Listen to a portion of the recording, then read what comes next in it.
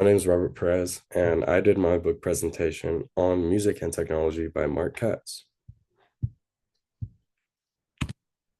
So, some background. Music and Technology by Mark Katz is a nonfiction work exploring how technological advancements have transformed music creation, consumption, and sharing. Katz examines the topics like the body and senses, time, space, etc., and their relationship with technology to determine where society is headed in light of the development of new tech. Mark Katz is a professor and chair of the Department of Music at the University of North Carolina. Here's a picture of him.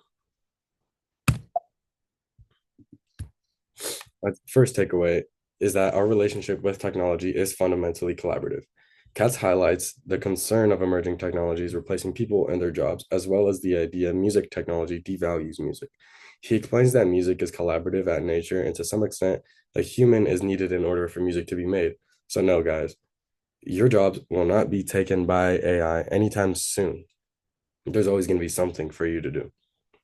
Katz uses the example of player pianos, which were released back then whenever things were still getting automated left and right to, play itself. But you still need some sort of human input to operate the pedals, the levers, add nuances of tempo, phrasing, and dynamics, to make the song sound human and to actually produce the song.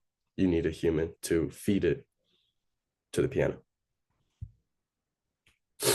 Katz uses other examples like the dishwasher and Guitar Hero, um, as well as like the coffee maker. All of these things were made to replace humans, but they just made the work less. It's more of a distribution of work rather than a replacement.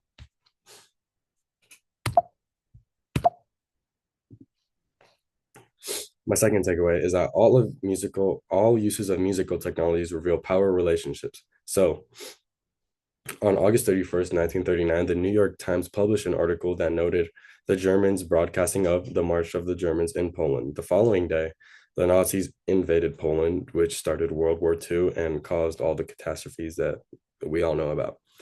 This song was strategically broadcasted throughout the war to boost Nazi morale and promote/justify nationalism, as well as assert dominance and make other countries scared.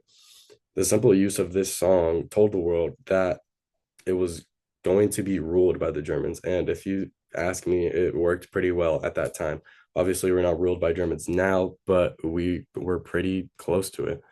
So, Nazi radio, as well as the US military's deployment of sound recordings as a form of torture in the early 2000s, just demonstrates the vast scope of music's power when conscripted to serve the reprehensible state sanctioned ends.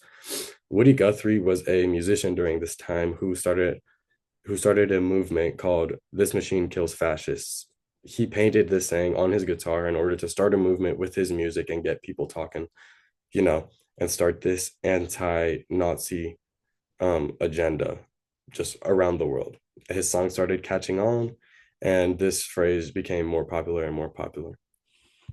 Here I put a picture of Hitler taking advantage of the radio station, speaking on there and spreading his ideas. Here's a picture of Woody Guthrie with his famous guitar that says, "This machine kills fascists."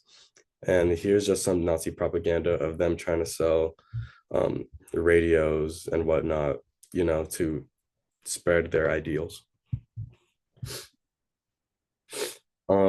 I thought that this can be compared our to modern day politics because as we saw in this most recent election, Kamala and Trump both went on podcasts, radio stations, just you know, all sorts of internet platforms to reach our younger audience. So this use of like podcasts and radio shows is like it's very powerful to the younger generation because we're so ingrained in this music technology that it's really easy for us to get influenced. And I know that I myself like was not influenced, but I've heard way more about the election than I would have ever back then. Now that I am using all of these platforms more.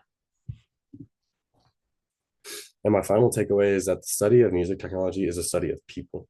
Katz mentions that the common celebrated inventor is often white and rich, which only kind of um, includes one group of people when there's inventors of different things around the world.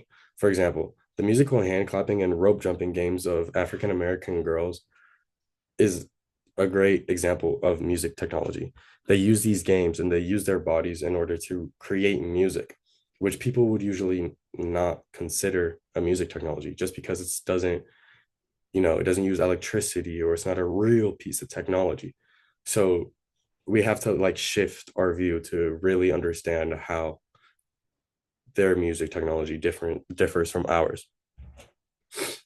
So yeah, why why are hand clapping and rope jumping games not deemed technological? Because they are games played by girls, or because they do not use what is conventionally understood as tech.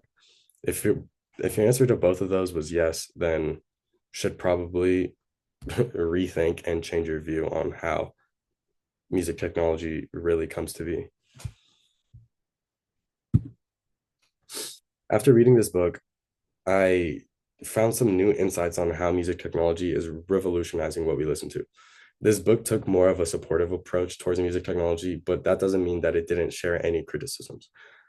I I learned that the emerging technology shouldn't be something that we're afraid of, but rather something that we anticipate and are ready for, so that we can take advantage of it to the fullest and succeed with it, rather than be left behind and really get replaced by these new technologies. Music technology is something that affects us every day, whether that be the radio or headphones. These new technologies change how we receive information and listen to music, learn new skills in our society. And we should be prepared for that when these cultural shifts arrive.